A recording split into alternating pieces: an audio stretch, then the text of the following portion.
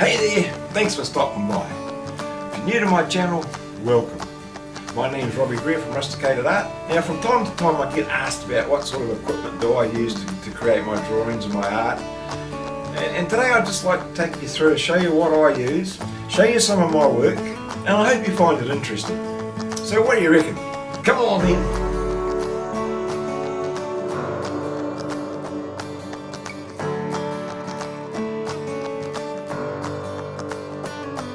Now I've been asked a few times what sort of gear do I use or equipment do I use for my drawings. So I thought I'd just give you a quick rundown on the different tools that I use. And we'll start off with, apart from using wood pencils, which I do use because I find that the wood pencils are great for shading. Hold the pencil flat and you can just shade a lot quicker and it picks up the texture. So I use the wood pencils for that, and then I use mainly mechanical pencil. That one there is an HB and it's a 0.7 lead or polymer lead in it.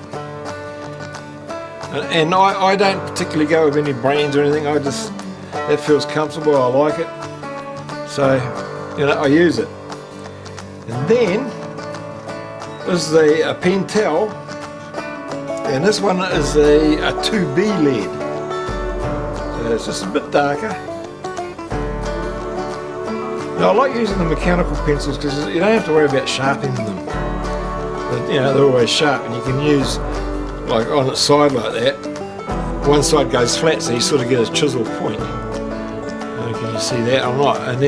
But I keep sort of turning it, try and keep it so it keeps the whole thing sharp. The whole lead sharp. Now this is probably the smallest one. In fact, it is the smallest one. It's a 0.2 lead. That's for doing real fine detail. But you sort of got to hold it up pretty much up straight because the lead just breaks so easy. But it's great for doing like leaves and just all the small detail stuff around eyes. And can't believe I didn't break it. Usually I break it. And then I've got another one which is a 0.5 HB. That's a nice little pen. And then this is the only colouring in pencil I use, and it's a cool grey. And I really do like that. It just gives a different sort of a dimension. And it's just a different shade. And then I've got this here is a clutch pencil, which is I believe it's a 5.2, I think. Got a big lead. And that's great for doing large areas quickly. And now what I use is an electric eraser, and like this has got two different size erasers on it. And this one here is a USB one, so it doesn't run on batteries, you just plug it in. I've only had to plug it in a couple of times, but you've got to take out little dots or it's perfect for that. Then I've got the Tombow. Now these are great. These are great erasers. These are. They're good for doing like whiskers and just taking out little bits. Give that a little blend as my blending brush. And it just softens things up. All you're doing is pushing the graphite around with these. And I use a blending stump. Had this one a while. I don't like throwing them out because I love them when they got the graphite on them, because you can actually just about draw with them, and I use that a lot especially when I'm doing portraiture. Just find it doesn't leave any hard lines, so I do use that quite a lot. And then you get your Tombow mono eraser. Just give that a wipe on your pants or something just to get the black graphite, I guess. But you can use it for flicking. Look. Just taking out little fine lines, the whiskers. And then I've got another pencil eraser, which I use quite a lot too. That's the same thing. You can get nice little fine lines. Just keep it nice and sharp. You just use it in the pencil sharpener. Now the other thing I use is a little micro brush. And that's great for just pushing around little bits here and there. Especially when you're doing fine detailed stuff. You're just going to put a little bit of definition in there and I think, well, I know, these are actually mascara for putting on eyelashes and stuff.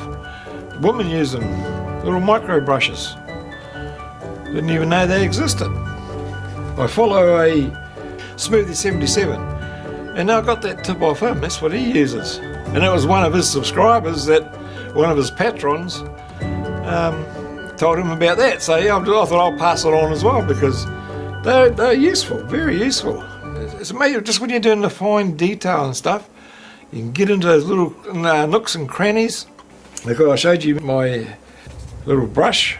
It's just a little soft paint brush, and it's great for blending. It's not as hard as a blending stump. It just spreads the graphite around a little bit. It's great when you're doing foliage and leaves and things, and you can't have the white. You know, white paper. There's no white really in nature. You might get the odd white flower or something, but you just use that just to spread a bit of it around, the graphite around, and then you find you can take things out. And this is where I use my blue tack. I actually prefer to use this than I do a kneadable eraser. And all that does is it's sticky, and it just takes. So yeah, it just takes little bits out. You can erase it if you want to. It's all black, and I just keep using it. I just keep stretching it. And I'm one of these people that don't believe that there's such a thing as cheating. You know, I believe in using every tool you can to get whatever you're trying to create, whether it's a portrait or just doing a landscape.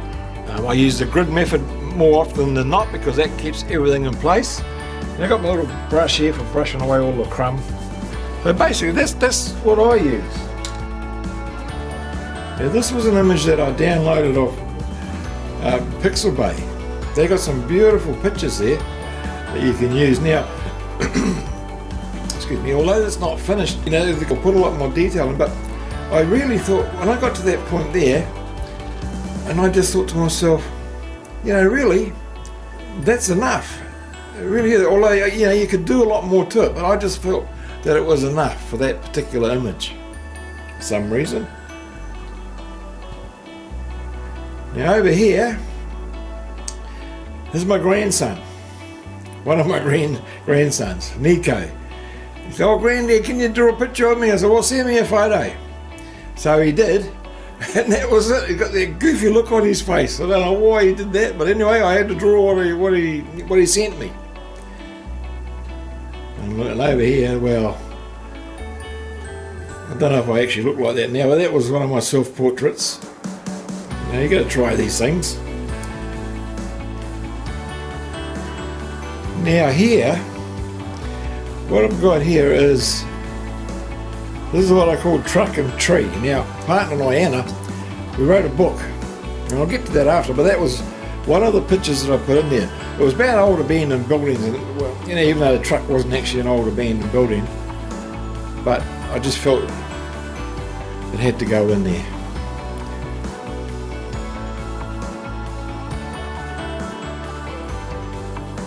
Okay, now when I was living in New Zealand, I lived in just outside of a little town called Rangitia, and it's in the Manawatu, which is just north of Wellington.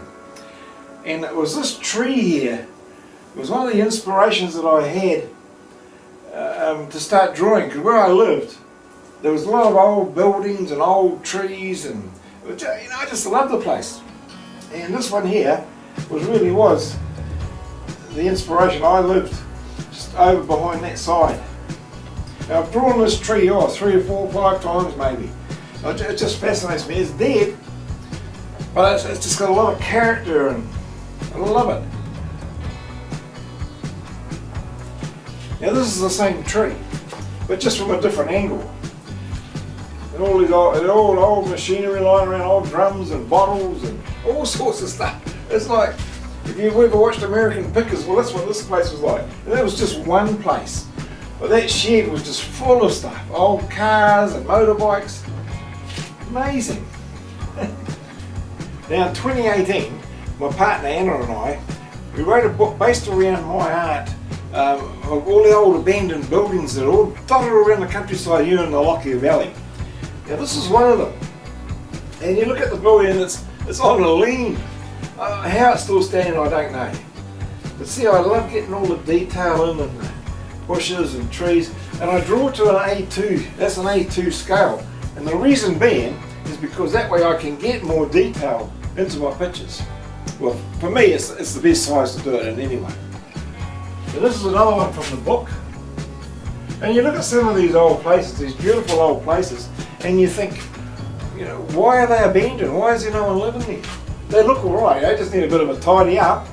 But in actual fact, what usually happens here around the Lockyer Valley, and I'm not sure about other places in Australia, but they get the white ants. And the white ants eat everything from the inside out, and you wouldn't notice to look at it. It's all made out of beautiful old hard timber, native timber, which is hard as. In fact, it's so hard that I think it'll rust before it rots, but the termites eat it. Now this one here was in a little town called Rosewood, and I couldn't believe when I came across it. You don't see these buildings very often, not in townships anyway. And there it was, in the middle of town.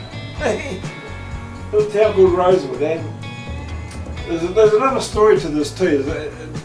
In fact, the old lady that owned it, she'd been put into a rest home, and she says no way she could do anything with it. So the council demolished it. But one of the things that intrigued me about this building was that there was two doors. And I thought, why is there two doors, one bigger than the other? And apparently this side here was the kitchen cookhouse, and that was separate, and that was the sleeping quarters. Now this one here, it's sort of like a local, everybody knows it. It's a, what do you call them when you see something that's, it's a landmark. And it's on the way to Rosewood. It's actually just on the way to Grantchester actually, which is on the way to Rosewood as well. But it's a trucking tree. I call it a trucking tree, and that's where the truck finally stopped. Apparently the farmer used to use the truck for carting water to his stock, and when it broke down, he just left it there, and the water tank was actually on the back of the truck. I don't know how the cows got up there to drink it, but apparently well, I don't know if they did or not. But anyway, there's the water tank there.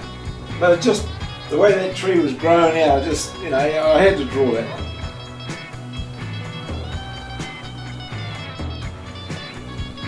Now, not last year, the year before, I had, when I was teaching here in my studio before COVID came out, I had two students that, although they've never met each other, they went to Africa within about 2 weeks of each other.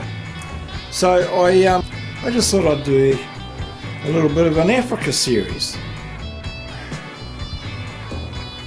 So I drew the rhino, and then did an elephant. Then I did a lion. And we've got a crocodile. And I've done others as well. I've done some meerkats and some zebras. Oh, and there's a little sloth there.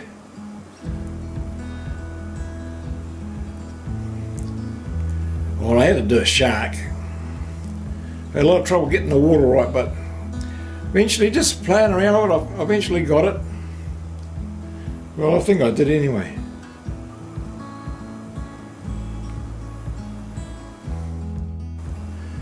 And then I had to draw a couple of sad eyes. A little pup and a little kitten. And then I thought I'd try my hand at drawing a horse. Well, this is my studio. You can see it's in a bit of a mess at the moment.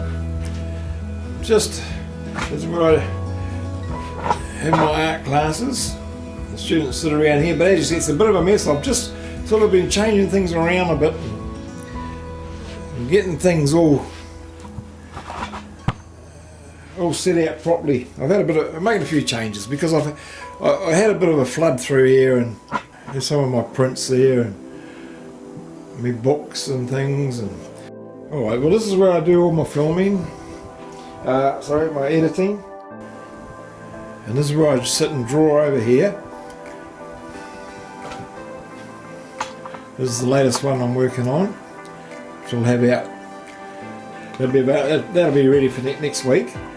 This is where I have all my pencils and erasers, all the stuff I use, the printer.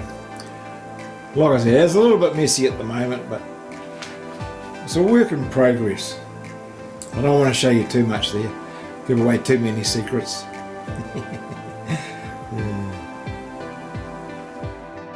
Well, that's my studio, and this is where it all happens. And showed you some of my art. I've got, that's just a fraction of what I've got. That's just what I've got on the walls. So there's heaps more of that. And now I've got an exhibition coming up on the 1st of April. It starts. The date was, yes, 1st of April, April Fool's Day. I've just been notified for that, so I've got a couple of months to prepare for that. But I've got plenty of work. I've got most of my images on wood are all stored away, so I'm going to be using that. But anyway, I hope you enjoyed it. A little tour around my studio. And if you like what you've seen and you haven't subscribed, by all means feel free to subscribe, like it, leave a comment, and if you want to share it, share it. Alright then. Thanks for watching, and we'll see you in the next one.